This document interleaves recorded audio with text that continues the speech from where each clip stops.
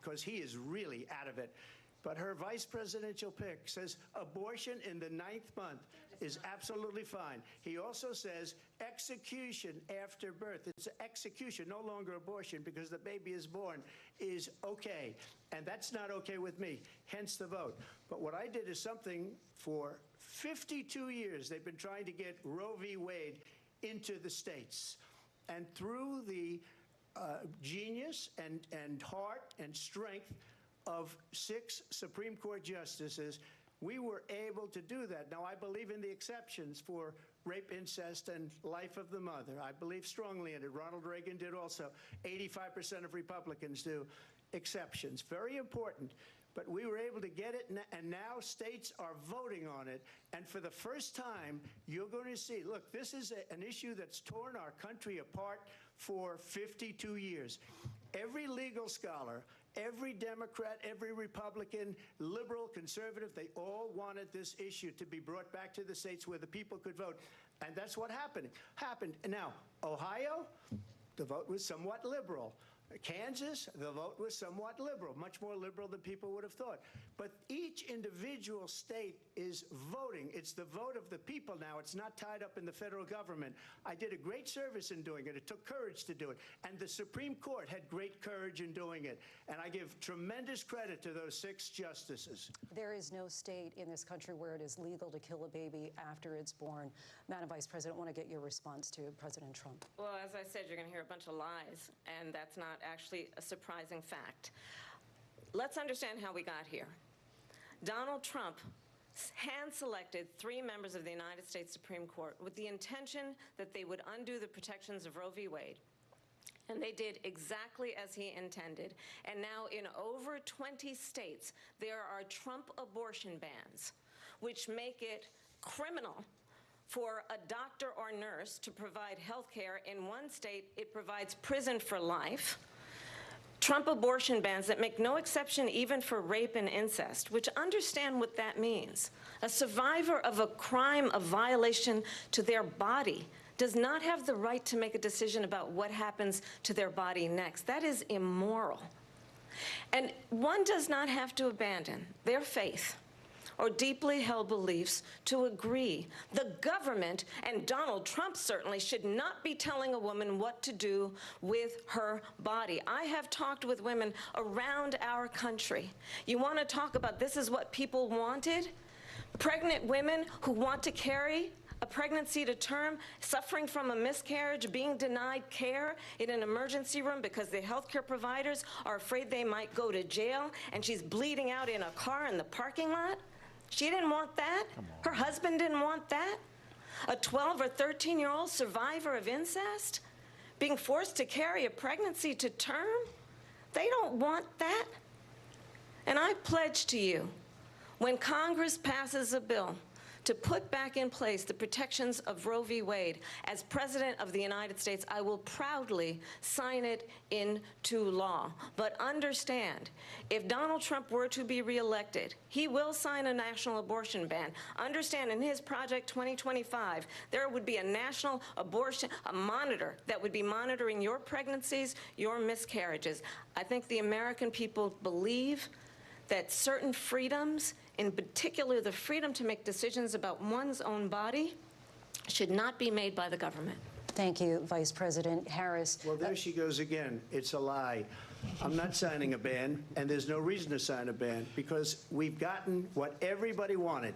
Democrats, Republicans, and everybody else, and every legal scholar wanted it to be brought back into the states, and the states are voting. And it may take a little time, but for 52 years, this issue has torn our country apart, and they've wanted it back in the states. And I did something that nobody thought was possible. The states are now voting. What she says is an absolute lie.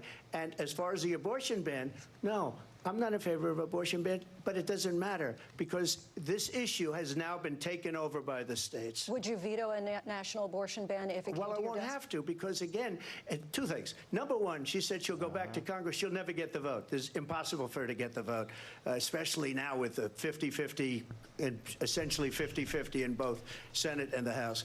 She's not going to get the vote. She can't get the vote. She won't even come close to it. So it's just talk. You know what it reminds me of? When they said they're going to get student loans terminated, and it ended up being a total catastrophe. The student loans, and then you still didn't answer the question, probably her boss, if you call him a boss, he spends all his time on the beach.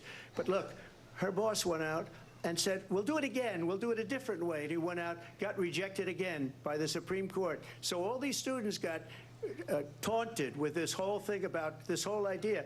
And how unfair that would have been, part of the reason they lost, to the millions and millions of people that had to pay off their student loans. They didn't get it for free.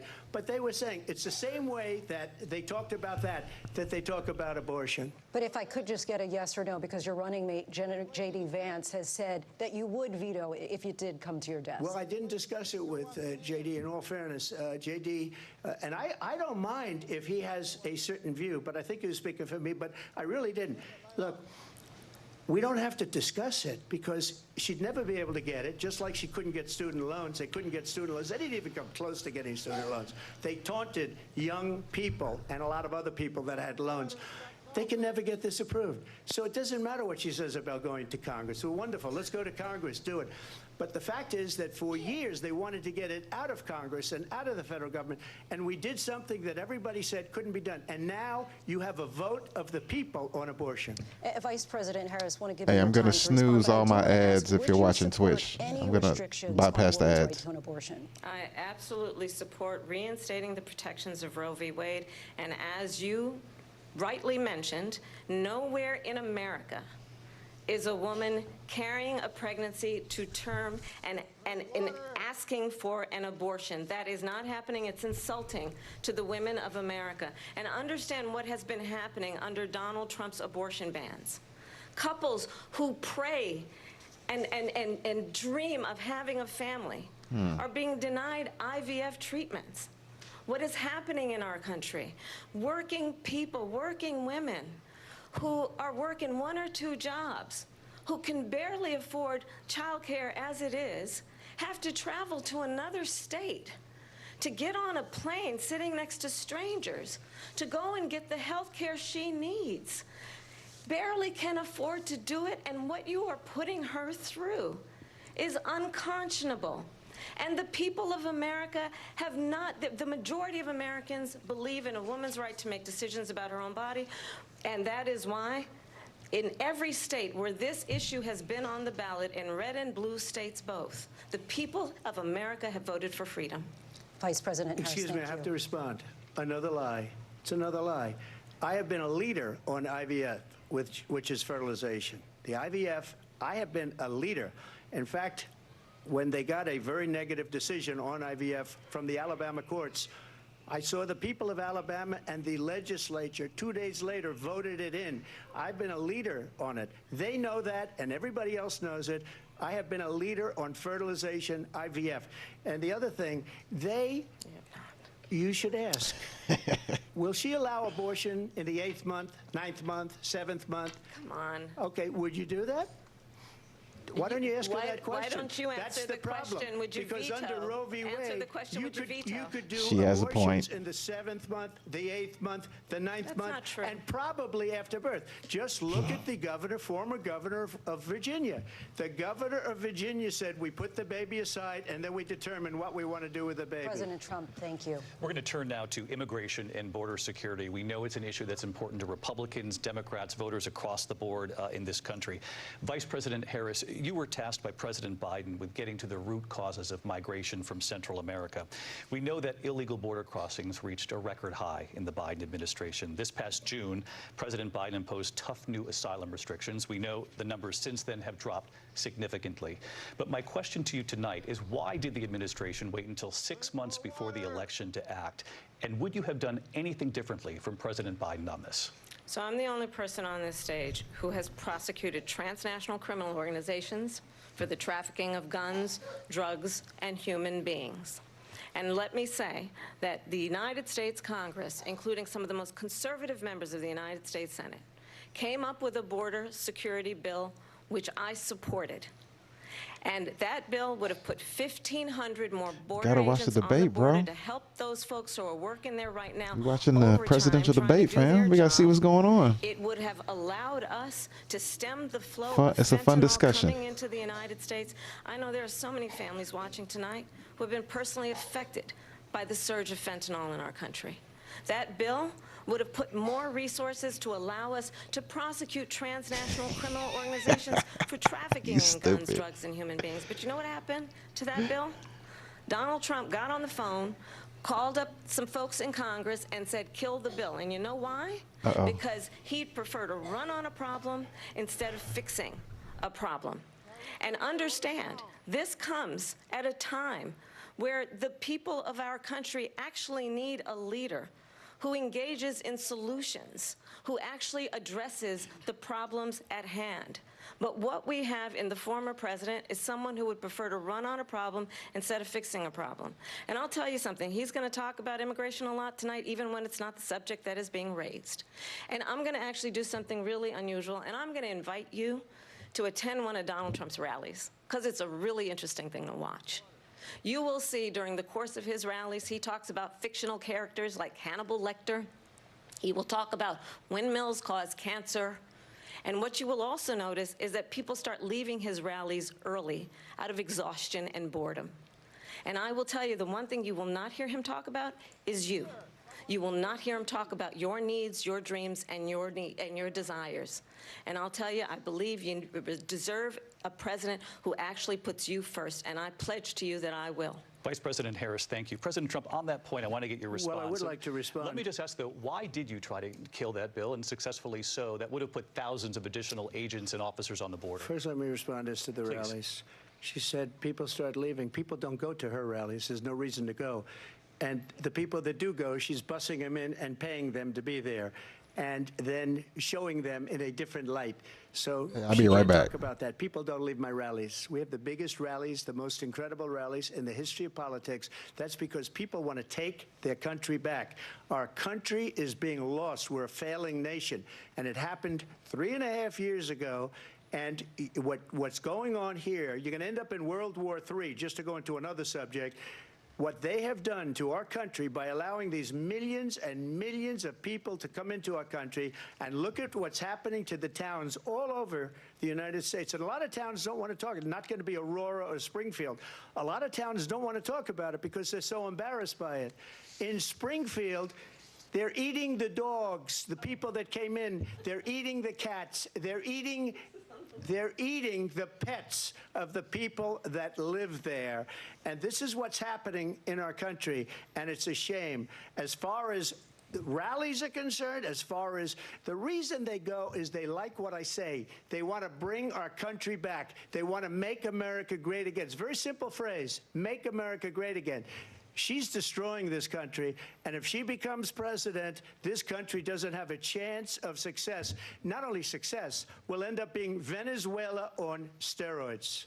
I just want to clarify here. You bring up Springfield, Ohio, and ABC News did reach out to the city manager there. He told us there have been no credible reports of specific claims of pets being harmed, injured, or abused by individuals within the immigrant community. Well, I've seen people on television. Let me just say here, this is the people on television say my dog was taken and used for food. So maybe he said that, and maybe that's a good thing to say for a city manager. I'm not taking this from television. But the people are on television saying their dog was eaten by the people that went there.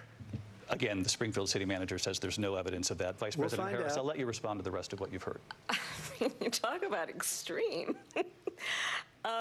You know, this is, I think, one of the reasons why in this election I actually have the endorsement of 200 Republicans who have formerly worked with President Bush, Mitt Romney, and John McCain, including the endorsement of former Vice President Dick Cheney and Congress member Liz Cheney. And if you want to really know the inside track on who the former president is, if he didn't make it clear already, just ask people who have worked with him. His former chief of staff, a 4-star general, has said he has contempt for the Constitution of the United States. His former national security advisor has said he is dangerous and unfit. His former Secretary of Defense has said the nation, the republic, would never survive another Trump term. And when we listen to this kind of rhetoric, when the issues that affect the American people are not being addressed, I think the choice is clear in this election. President Trump, I'll give you a quick minute to respond here. Thank you, because when I hear that, see, I'm a different kind of a person. I fired most of those people, not so graciously. They did bad things or a bad job. I fired them. They never fired one person. They didn't fire anybody having to do with Afghanistan and the Taliban and the 13 people who's were just killed, viciously and violently killed. And I got to know the parents and the family. They didn't fire. They should have fired all those generals, all those top people, because that was one of the most incompetently handled situations anybody has ever seen. So when somebody does a bad job, I fire him. And you take a guy like Esper. He was no good. I fired him. So he writes a book. Another one writes a book. Because with me, they can write books. With nobody else can they. But they have done such a poor job, and they never fire anybody. Look at the economy. Look at the inflation. They didn't fire any of their economists. They have the same people. That's a good way not to have books written about you. But just to finish, I got more votes than any Republican in history by far. In fact, I got more votes than any president, sitting president, in history by far. Let me continue on immigration. It was what you wanted to talk about earlier, so let's get back to your deportation proposal that the vice president has reacted to as well. President Trump, you call this the largest domestic deportation operation in the history of our country. You say you would use the National Guard. You say if things get out of control, you'd have no problem using the U.S. military. Police, yes. You also said you would use local police. How would you deport 11 million undocumented immigrants? I know you believe that number is much higher. Take us through this. What does this look like? Will authorities be going door to door in this country? Yeah, it is much higher because of them. They allowed criminals, many millions of criminals. They allowed terrorists. They allowed common street criminals. They allowed people to come in, drug dealers, to come into our country, and they're now in the United States and told by their countries like Venezuela, don't ever come back or we're going to kill you. Do you know that crime in Venezuela and crime in countries all over the world is way down? You know why? Because they've taken their criminals off the street and they've given them to her to put into our country. And this will be one of the greatest mistakes in history for them to allow. And I think they probably did it because they think they're going to get votes, but it's not worth it because they're destroying the fabric of our country by what they've done. There's never been anything done like this at all. They've destroyed the fabric of our country. Millions of people let in. And all over the world, crime is down. All over the world except here. Crime here is up and through the roof. Despite their fraudulent statements that they made, crime in this country is through the roof. And we have a new form of crime. It's called migrant crime. And it's happening at levels that nobody thought possible. President Trump, as you know, the FBI says overall violent crime is actually coming down in this country. But Vice Excuse me, President the FBI they were defrauding statements. They didn't include the worst cities. They didn't include the cities with the worst crime. It was a fraud, just like their number of 818,000 jobs that they said they created turned out to be a fraud. President Trump, thank you. I'll let you respond, Vice President Harris. Well, I think this is so rich, coming from someone who has been prosecuted for national security crimes, economic crimes, election interference, has been found liable for sexual assault, and his next big court appearance is in November at his own criminal sentencing. And let's be clear where each person stands on the issue of what is important about respect for the rule of law and respect for law enforcement. The former vice president called for defunding federal law enforcement, 45,000 agents, get this, on the day after he was arraigned on 34 felony counts. So let's talk about what is important in this race. It is important that we move forward, that we turn the page on this same old tired rhetoric and address the needs of the American people, address what we need to do about the housing shortage, which I have a plan for, address what we must do to support our small businesses, address bringing down the price of groceries. But frankly, the American people are exhausted with this same old tired playbook. Vice President Harris, thank you. Excuse me. Every one of those cases was started by them against their political opponent. And I'm winning most of them, and I will win the rest on appeal. And you saw that with the decision that came down just recently from the Supreme Court. I'm winning most of them. But those are cases, it's called weaponization. Never happened in this country. They weaponized the Justice Department. Every one of those cases was involved with the DOJ, from Atlanta and Fani Willis to the Attorney General of New York and the DA in New York. Every one of those cases. And then they say, oh, he's a criminal. They're the ones that made them go after me. By the way, Joe Biden was found essentially guilty on the documents case. And what happened in my documents case? They said, oh, that's the toughest of them all. A complete and total victory. 2 months ago, it was thrown out. It's weaponization, and they used it, and it's never happened in this country. They used it to try and win an election. They're fake cases. President Trump, thank you. A really quick response here, Vice President Harris, on this notion of weaponization of the Justice Department. Well, let's talk about extreme and understand the context in which this election in 2024 is taking place. The United States Supreme Court recently ruled that the former president would essentially be immune from any misconduct if he were to enter the White House again. Understand, this is someone who has openly said he would terminate, I'm quoting, terminate the Constitution of the United States, that he would weaponize the Department of Justice against his political enemies. Someone who has openly expressed disdain for members of our military. Understand what it would mean if Donald Trump were back in the White House with no guardrails, because certainly we know now the court won't stop him. We know J.D. Vance is not going to stop him. It's up to the American people Vice President to stop Harris, him. Thank you. Lindsay? Vice President Harris, in your last run for president.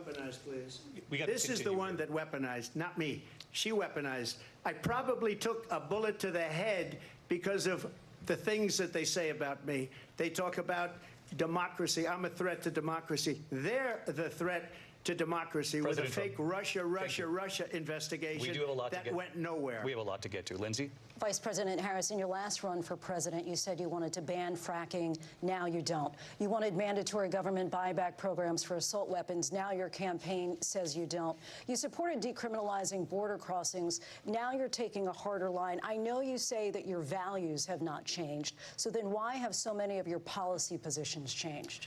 So my values have not changed, and I'm going to discuss every one of the, at least every point that you've made. But in particular, let's talk about fracking, because we're here in Pennsylvania. I made that very clear in 2020. I will not ban fracking. I have not banned fracking as Vice President of the United States, and in fact, I was the tie-breaking vote on the Inflation Reduction Act, which opened new leases for fracking. My position is that we have got to invest in diverse sources of energy so we reduce our reliance on foreign oil. We have had the largest increase in domestic oil production in history because of an approach that recognizes that we cannot over-rely on foreign oil. As it relates to my values, let me tell you, I grew up a middle-class kid raised by a hardworking mother who worked and saved and was able to buy our first home when I was a teenager.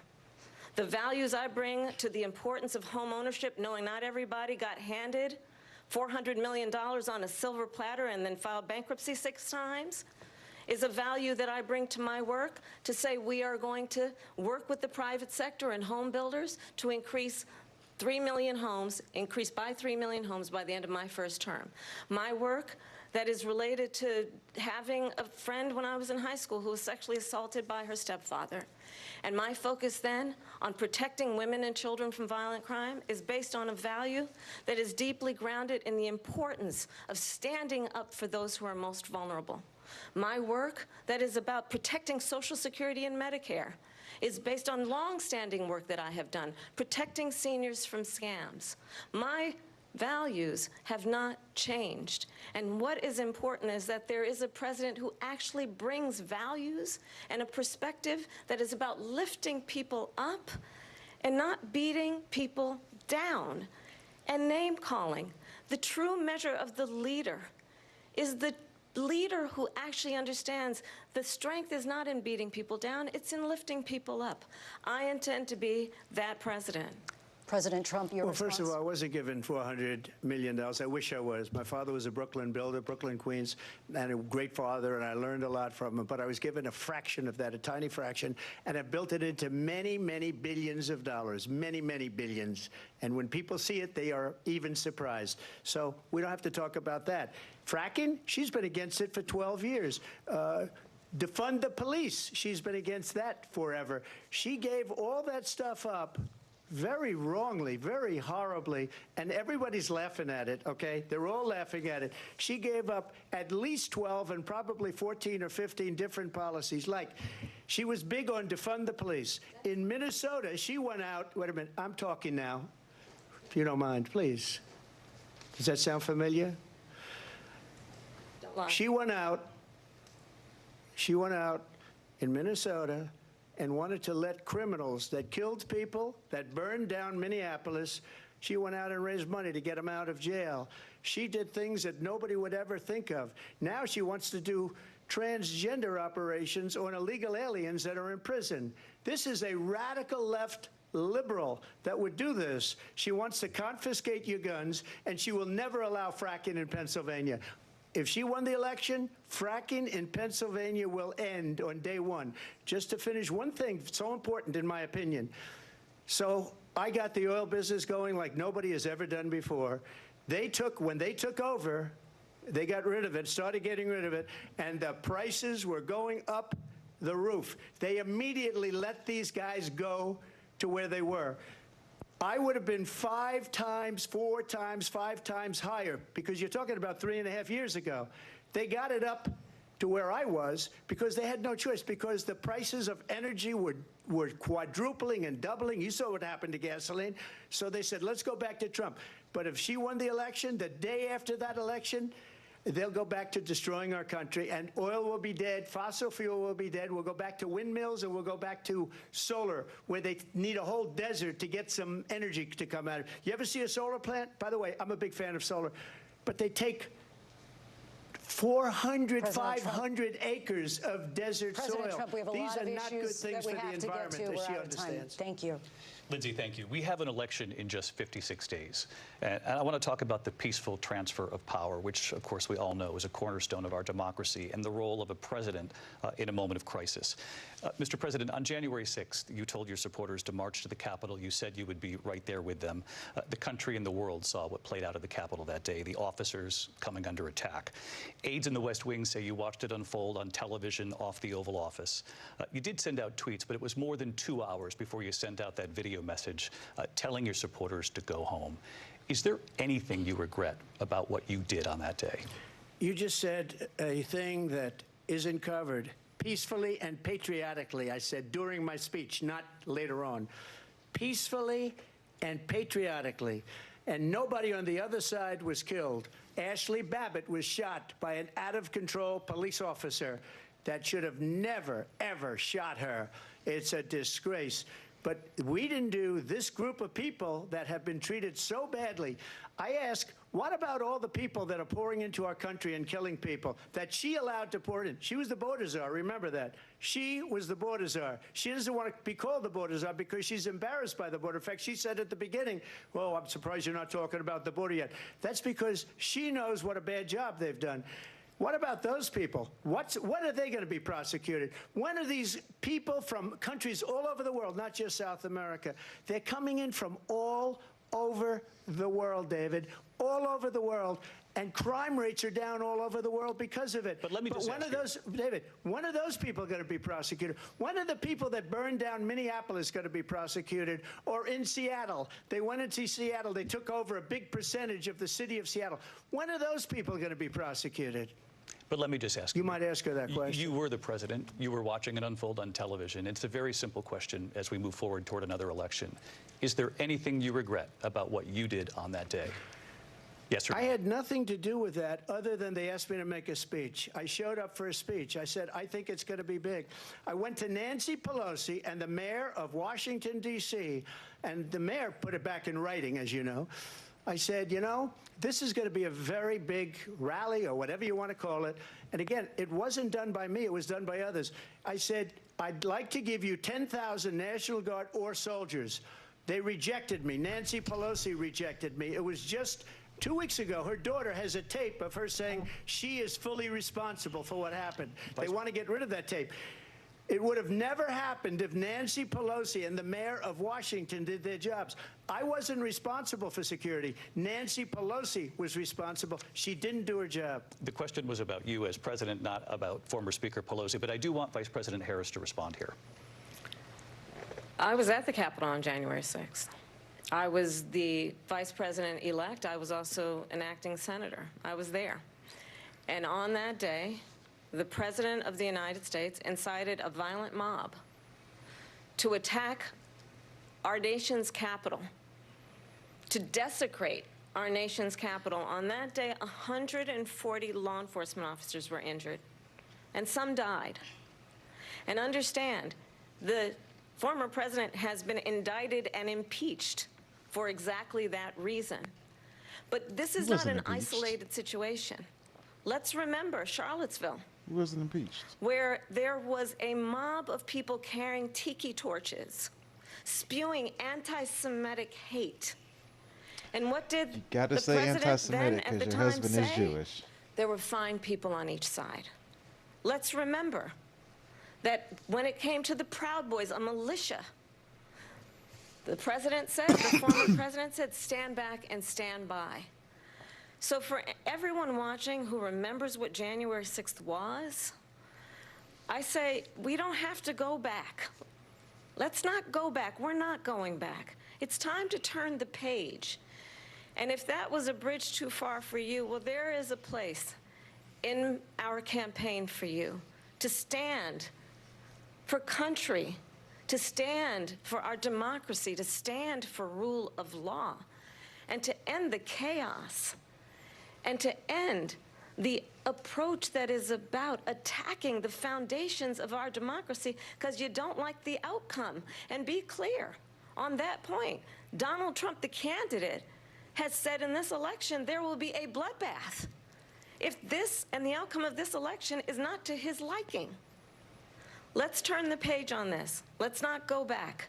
Let's chart a course for the future and not go backwards to the past. Let me just follow up here.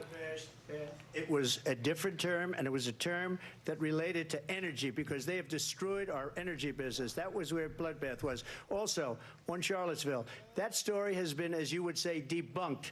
Laura Ingraham, Sean Hannity, Jesse, all of these people, they covered it. If they go an extra sentence, they will see it was perfect. It was debunked in almost every newspaper, but they still bring it up, just like they bring 2025 up. They bring all of this stuff up. I ask you this. You talk about the Capitol. Why are we allowing these millions of people to come through on the southern border? How come she's not doing anything? And I'll tell you what I would do, and I would be very proud to do it. I would say we would both leave this debate right now. I'd like to see her go down to Washington, D.C. during this debate because we're wasting a lot of time. Go down to, because she's been so bad, it's so ridiculous.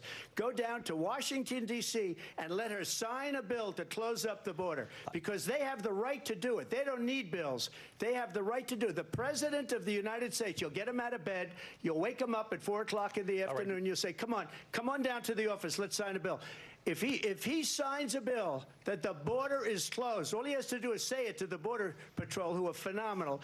If they do that, the border is closed. Mr. Those President, people are killing many people, unlike J6. We talked immigration here tonight. I do want to focus on this next issue to both of you because it really brings us this into focus, truth in these times that we're living in.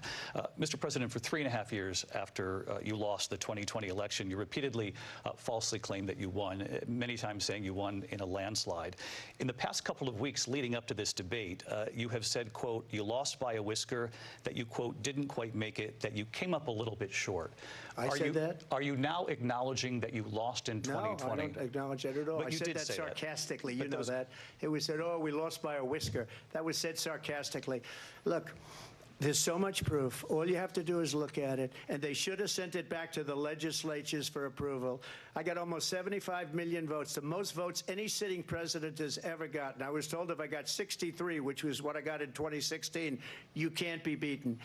The election, people should never be thinking about an election as fraudulent. We need two things. We need walls, and we have to have it. We have to have borders, and we have to have good elections. Our elections are bad. And a lot of these illegal immigrants coming in, they're trying to get them to vote. They can't even speak English. They don't even know what country they're in practically. And these people are trying to get them to vote. And that's why they're allowing them to come into our country. I did watch all of these pieces of video.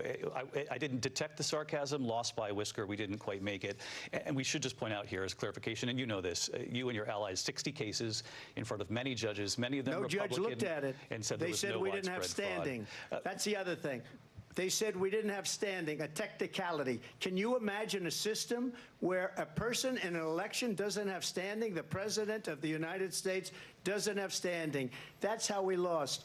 If you look at the facts, and I'd love to have you'll do a special on it. I'll show you Georgia, and I'll show you Wisconsin, and I'll show you Pennsylvania, and I'll show you. We have so many facts and statistics, but you know what? That doesn't matter, because we have to solve the problem that we have right now. That's old news. And the problem that we have right now is we have a nation in decline, and they have put it into decline. We have a nation that is dying, David. Mr. President, thank you. Vice President Harris, you heard the president there tonight. He said he didn't say that he lost by a whisker. So he still believes he did not lose the election that was won by President Biden and yourself. But I do want to ask you about something that's come up in the last couple of days. This was a post from President Trump about this upcoming election just weeks away. He said, when I win, those people who cheated, and then he lists donors, voters, election officials, he says will be prosecuted to the fullest extent of the law, which will include long-term prison sentences. One of your campaign's top lawyers responded saying, we won't let Donald Trump intimidate us. We won't let him suppress the vote. Is that what you believe he's trying to do here? Donald Trump was fired by 81 million people. So let's be clear about that. And clearly he is having a very difficult time processing that. But we cannot afford to have a president of the United States who attempts, as he did in the past, to upend the will of the voters in a free and fair election. And I'm going to tell you that I have traveled the world as Vice President of the United States, and world leaders are laughing at Donald Trump. I have talked with military leaders, some of whom worked with you, and they say you're a disgrace. And when you then talk in this way in a presidential debate and deny what over and over again are court cases you have lost because you did, in fact, lose that election, it leads one to believe that perhaps we do not have in the candidate to my right the temperament or the ability to not be confused about fact. That's deeply troubling, and the American people deserve better. I'll give you 1 minute to respond, Mr. President. Let me just say about world leaders. Viktor Orban, one of the most respected men, they call him a strong man. He's a tough person, smart. Prime Minister of Hungary. They said, why is the whole world blowing up? 3 years ago it wasn't. Why is it blowing up? He said, because you need Trump back as president. They were afraid of him. China was afraid, and I don't like to use the word afraid, but I'm just quoting him. China was afraid of him. North Korea was afraid of him.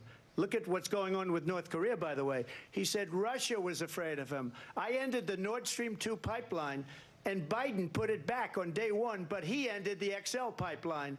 The XL pipeline in our country, he ended that. But he let the Russians build a pipeline going all over Europe and heading into Germany, the biggest pipeline in the world. Look, Viktor Orban said it. He said the most respected, most feared person is Donald Trump. We had no problems when Trump was president, but when this weak, pathetic man that you saw at a debate just a few months ago, that if he weren't in that debate, he'd be running instead of her. She got no votes. He got 14 million votes. What you did, you talk about a threat to democracy. He got 14 million votes, and they threw him out of office. And you know what? I'll give you a little secret. He hates her. He can't stand her. But he got 14 million votes. They threw him out. She got 0 votes. And when she ran, She was the first one to leave because she failed, and now she's running. I don't understand it, but I'm okay with it because your time is I think we're going to do very well. We've got a lot more to get to. Turning now to the Israel-Hamas war and the hostages who are still being held, Americans among them. Vice President Harris, in December, you said, quote, Israel has a right to defend itself, but you added, quote, it matters how, saying international humanitarian law must be respected. Israel must do more to protect innocent civilians. You said that 9 months ago. Now an estimated 40,000 Palestinians are dead. Nearly 100 hostages remain.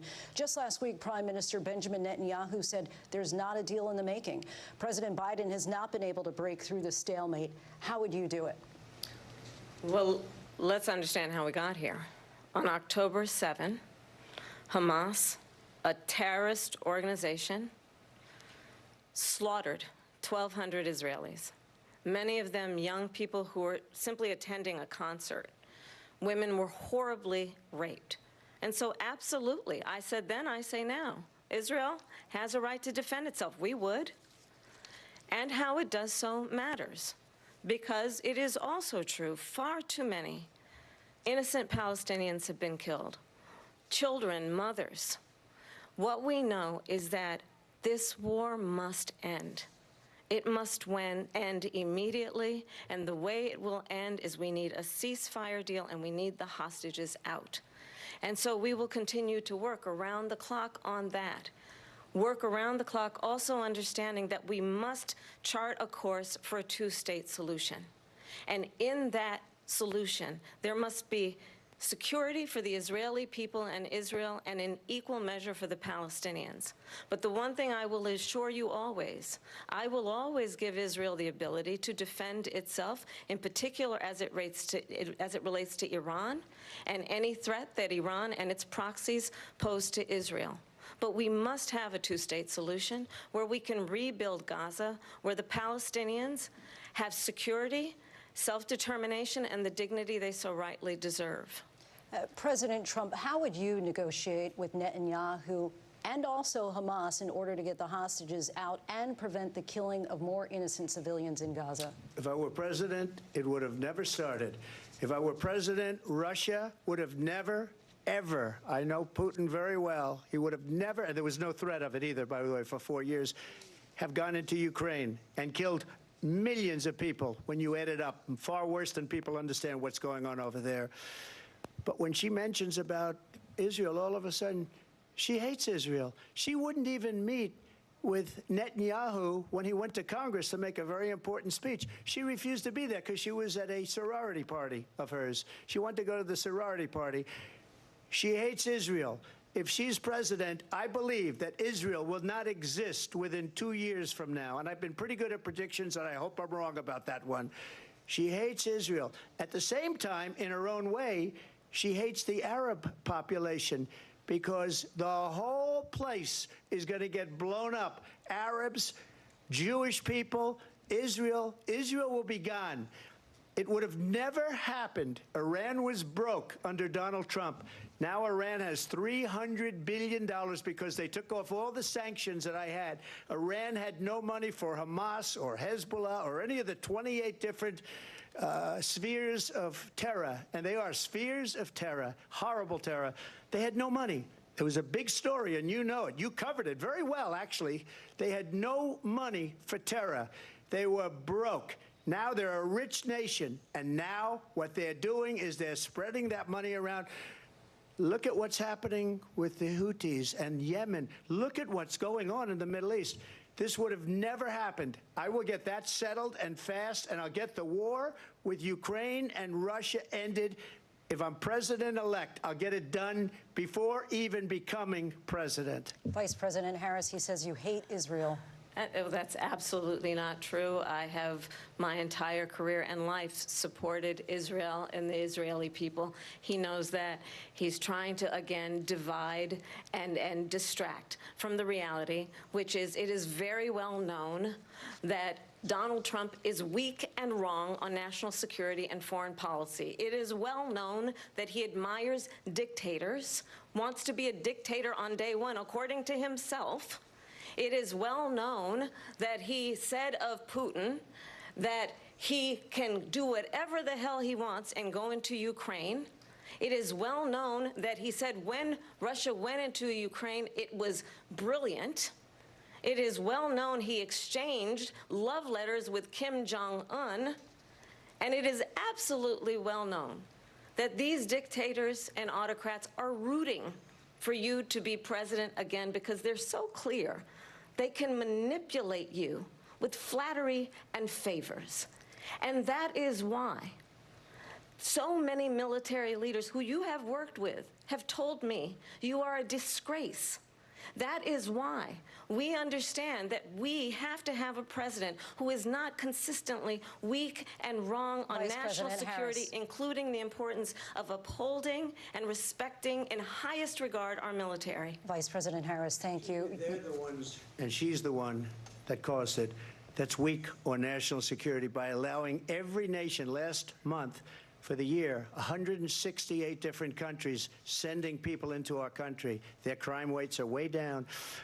Putin endorsed her last week, said, I hope she wins. And I think he meant it, because what he's gotten away with is absolutely incredible. It wouldn't have happened with me. The leaders of other countries think that they're weak and incompetent, and they are. They're grossly incompetent. And I just ask one question. Why does Biden go in and kill the Keystone Pipeline and approve the single biggest deal that Russia's ever made, Nord Stream 2, the biggest pipeline anywhere in the world going to Germany and all over Europe? Because they're weak and they're ineffective. And Biden, by the way, President gets paid Trump, a lot of money. Thank you. We have a lot of issues to get to. We'll be right back with much more of this historic ABC News presidential debate from the National Constitution Center right here in Philadelphia. Back in a moment.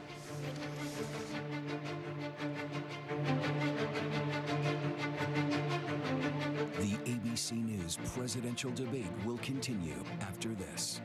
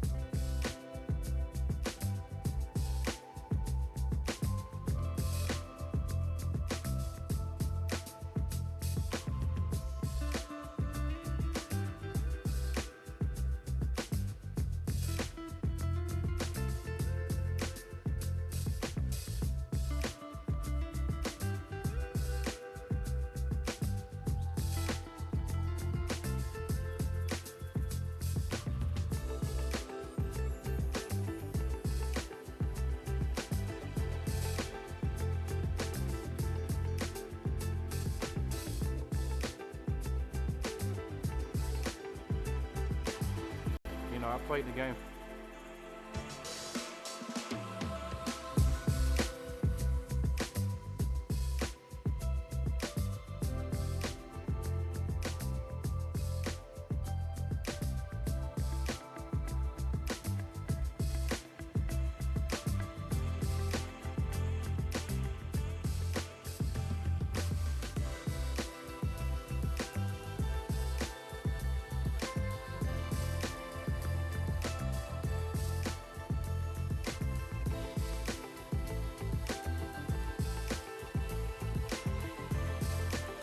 Top story live from Paris, live in Tel Aviv.